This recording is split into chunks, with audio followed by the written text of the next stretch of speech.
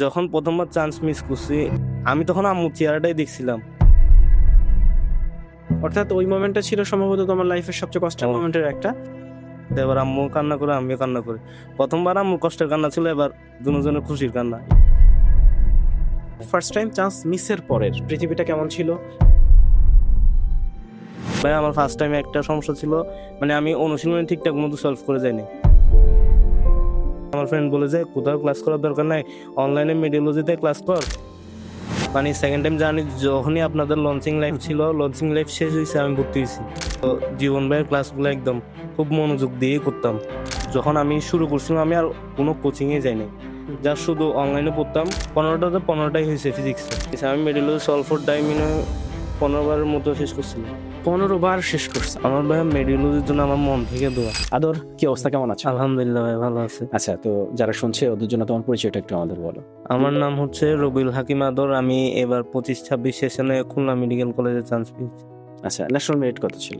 National merit হচ্ছে 2396। তুমি মেডিওলজির কোন ব্যাচে ছিলে? আমি মেডিওলজির 5.1 থেকে ছিলাম। আচ্ছা, ক্লাস কি করা হতো? অবশ্যই আমি প্রতিটা ক্লাস করতাম। আমার মানে সেকেন্ড টাইম জানি যখনই আপনাদের লঞ্চিং লাইফ ছিল, লঞ্চিং লাইফ শেষ হয়েছে আমি ভর্তি হয়েছি। মানে প্রথমেই শুরুতেই ভর্তি হয়ে গেছিলাম, একটা ক্লাসও বাদ দিই নাই। আমার ফার্স্ট টাইমে মোটামুটি অন্যগুলো ঠিক থাকলেও ফিজিক্সের বেসিকটা একটু দুর্বল ছিল।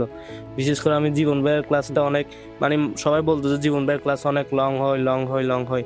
মানে আমি কখনো মানে লাইভ করতাম না, কিন্তু রেকর্ডেড করতাম, সবসময় রেকর্ডেড ক্লাসে করতাম। তো জীবন ভাইয়ের ক্লাসগুলো একদম খুব মনোযোগ দিয়ে করতাম। অন্যান্য মানে ফিজিক্সে এবার আমার প্রায় 15টাই হয়েছে ফিজিক্সে। বিশেষ করে ফিজিক্সে বাচ্চাদের প্রবলেম থাকে, সেখানে জীবন যেভাবে ক্লাস নেয় আমার মনে হয় যে এটা আসলে বাচ্চাদের যে প্রবলেম ওইটা আর কিছুই থাকে না। না, অবশ্যই কিছুই থাকে না ভাইয়া, তো একদম বেসিক থেকে একদম টপ লেভেল পর্যন্ত পড়ায়, একদম বেসিক থেকে ধরে তখন রোজার টাইম ছিল, আমার এখনো মনে আছে। তো তখন ক্লাস শুরু হয় নাই, আপনারা ওই আর্কাইভ ক্লাসগুলো দিয়ে রাখছিলেন। আমি তখন আমার ওই এক্সট্রা চৌম্বকের চ্যাপ্টারগুলোতে একটু প্রবলেম ছিল, তো আমি ওই রোজার সময় ওগুলো করতাম। আপনাদের মেইন ক্লাস শুরু হওয়ার আগে আমি ওই এক্সট্রা সিলেবাসের যে ফিজিক্স থেকে এগুলো ছিল এগুলো সব শেষ করে ফেলছিলাম। আচ্ছা, তো মেডিকেল এক্সাম সিস্টেম সম্পর্কে তুমি বলো। এক্সাম সিস্টেমে আমি প্রতিটা এক্সাম প্রথম যখন আমি শুরু করছিলাম আমি আর কোনো কোচিংয়ে যাইনি, যা শুধু অনলাইনে পড়তাম, বাসায় পড়তাম। যেদিন আপনারা পড়াইতেন যেটা, ওইটা আপনার ক্লাস শেষ হয়েছে পড়তাম, পরে আবার যাই যখনই ক্লাস পরীক্ষা শুরু হইতো ওই তখন যাই পরীক্ষাটা দিয়ে দিতাম অনলাইনে। আমরা এবার মেডিওলজিতে নতুন কিছু ফিচার লঞ্চ করছি, চমৎকার কিছু ফিচার ছিল, আনলিমিটেড এক্সাম, আনলিমিটেড পোল। তো তোমার পছন্দের ফিচার কোনটা ছিল? এরপর অফলাইন এক্সামের ব্যবস্থা করছিলাম আমরা। আমার ভাইয়া যখন আমি এরকম ডিপ্রেস লাগতো, মনে হইতো যে চান্স হবে না ওইরকম হলে আলটিমেট এক্সামের একটাতে দিতাম, দেখতাম নাম্বার ভালো আসতেছে। এরপর যদি ওইটা ইচ্ছা না করতো তাহলে আমি টেলিগ্রামে গিয়ে আপনাদের চ্যানেলে গিয়ে ফুল সলভ করতাম। এমনি বসে থাকলে জাস্ট অন্যান্য কোনো চ্যানেল না করলে মেডিওলজিগুলো করতাম, কারণ মেডিওলজিতে বিগত বছরের ফুলগুলো দিত। ওই হিসেবে আমি ফ্রি টাইমে জাস্ট ফুল সলভ করতাম। এগুলো খুব চমৎকার। মেডিওলজির ম্যাটেরিয়ালস তুমি পেয়েছিলে ফুলসে? আচ্ছা, তোমার কোন ম্যাটেরিয়ালস তোমার সবচেয়ে বেশি পছন্দ ছিল?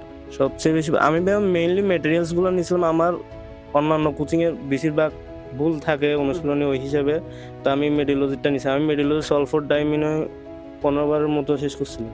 15 বার শেষ করছো? যাক, আলহামদুলিল্লাহ। এবং অনুশীলনী থেকে কিছু কমন তো অবশ্যই আসছে। আমি পরীক্ষার আগের দিন রাতে, মানে আমার প্ল্যান ছিল যে পরীক্ষার আগের দিন আমি শুধু অনুশীলনী পড়বো। তো অনুশীলনী পড়ে গেছে, এবার মানে দেখি যে যেটাই পড়ে গেছি 11টা বাজে বই বন্ধ করছি। বই বন্ধ করার আগে যে অনুশীলনী পড়ছি ফিজিক্সের, ওই অনুশীলনীটাই আসি গেছে। আচ্ছা, তুমি আমাকে এটা বলো যে এবছর স্টিল আগের কয়েক বছর যেমন অনুশীলনী থেকে প্রচুর প্রশ্ন আসছে, এবছর অত বেশি আসে নাই, কিন্তু স্টিল অনুশীলনী সলভ করলে আসলে কি হেল্প হয়? কনফিডেন্সটা পাওয়া যায়, মানে কোয়েশ্চেনের ধরনটা পাওয়া যায়। ধরেন আপনি এখন একটা চ্যাপ্টার পড়লাম, আমি চ্যাপ্টার পরে আমি অনুশীলনে গিয়ে প্র্যাকটিস করলে ওইটা সুবিধা হয়ে যাচ্ছে, আবার বাড়তি গিয়ে আসতেছে না। তো ওই হিসাবে আর ভাই আমার ফার্স্ট টাইমে একটা সমস্যা ছিল, মানে আমি অনুশীলনে ঠিকঠাক মতো সলভ করে যাইনি। ওই হিসাবে আমার ফার্স্ট টাইমে চান্সটা হয় নাই। আমার প্রথম থেকে জেদ ছিল, মানে যখনই শুরু করব একদম অনুশীলনী টপ টু নটস গিয়া করে ফেলবো। ওই হিসেবে মেডিওলজি সলভ ফর ডাই কিনছি এবং আমি এটা প্রায় 15 বারের মতো সলভ করছি। অসাধারণ ব্যাপার। আদর, তোমার নাম আদর, এখন আশা করি খুবই আদরে আছো। কিন্তু ফার্স্ট টাইম চান্স মিসের পরের পৃথিবীটা কেমন ছিল এবং এবার চান্স পেলে, দুইটার ভিতরে একটু ডিফারেন্স বলো, যে ওই সময়ে কেমন লাগতেছিল, ওই সময় ফিলিংসটা কেমন ছিল, এবং এবার চান্স পাওয়ার পরের ব্যাপারটা। ওই সময় বলতে গেলে এক উত্তরেই বলি, মানে যখন প্রথমবার চান্স মিস করছি আমি তখন আম্মুর চেহারাটাই দেখছিলাম। জাস্ট মানে তখন ছিল আমার কষ্টের কান্না। যখন চান্স পাইছি তখন আমার যতদিন রেজাল্ট দিবে ওই দিন যে লিঙ্ক দিছে ওই লিঙ্কে ঢুকতে পারতেছি না, মানে আমি প্রায় 10 মিনিট পরে লিঙ্কে ঢুকতে পারছি। লিঙ্কে ঢুকতে পেয়ে দেখি যে শুধু ওই কলেজের ওখানে খুলনা দেখছি, আমি মোবাইল মেলা মারা আম্মু গায়ের উপর পড়ে গেছে। এবার আম্মু কান্না করে আমিও কান্না করে, প্রথমবার আম্মু কষ্টের কান্না ছিল, এবার দুজনের খুশির কান্না। এটাই সবচেয়ে বড় পাওয়া। অর্থাৎ ওই মোমেন্টটা ছিল সম্ভবত তোমার লাইফের সবচেয়ে কষ্টের মোমেন্টের একটা, আর এই যে মোমেন্টটা ছিল এটা মনে হয় তোমার লাইফের সবচেয়ে আনন্দের মোমেন্টের একটা। জি ভাই, অবশ্যই। আদর, তোমার জন্য অনেক শুভকামনা। মেডিওলজির সাথে তুমি ছিলে, এটা আমাদের জন্য খুবই আনন্দের ব্যাপার, এবং সাথে সাথে তোমার ফিউচার লাইফ যেন অনেক সুন্দর কাটে, তুমি যেন অনেক সুন্দর একজন ডাক্তার হতে পারো, চমৎকার একজন ডাক্তার হতে পারো, সেটাও থাকলো। আমার ভাই মেডিওলজির জন্য আমার মন থেকে দোয়া। আমি যখন থেকে সেকেন্ড টাইম শুরু করছি, আমি শুধু আমার ফ্রেন্ড সাবিব যে এখনো এখানে আসলো অফিসে, ওই প্রথমে বলছিল, মানে আমি হতাশ হয়ে গেছিলাম এক প্রকার। মানে প্রায় আমার কাজিন আর আমার কয়েকটা ফ্রেন্ড 3-4 জন, মানে ওরা আমাকে পোস্ট করছে সেকেন্ড টাইমের জন্য, মানে আমি হতাশ হয়ে গেছি। আমার প্রায় বেশিরভাগ আমি চট্টগ্রামের কলেজের স্কুলে ছিলাম, এরপর সিটি কলেজে পড়ছে, ওই হিসেবে আমার বন্ধু বান্ধব ফ্রেন্ড সার্কেল অনেক বড় ছিল, যাদের সাথে কোচিং করতাম বেশিরভাগই চান্স হয়ে গেছিলো। তো আমার ওই লাগতো যে মানে জুনিয়রদের সাথে ক্লাস করবে, এই ক্লাস করবো। তো আমার ফ্রেন্ড বলে যে কোথাও ক্লাস করার দরকার নাই, অনলাইনে মেডিওলজিতে ক্লাস কর। তো আমি ওই হিসেবে ভর্তি হলাম। যেদিন আপনাদের লঞ্চিং লাইফ শেষ হয়েছে তখনই সাথে সাথে ভর্তি হয়ে গেছি, যখন থেকে হয়েছে।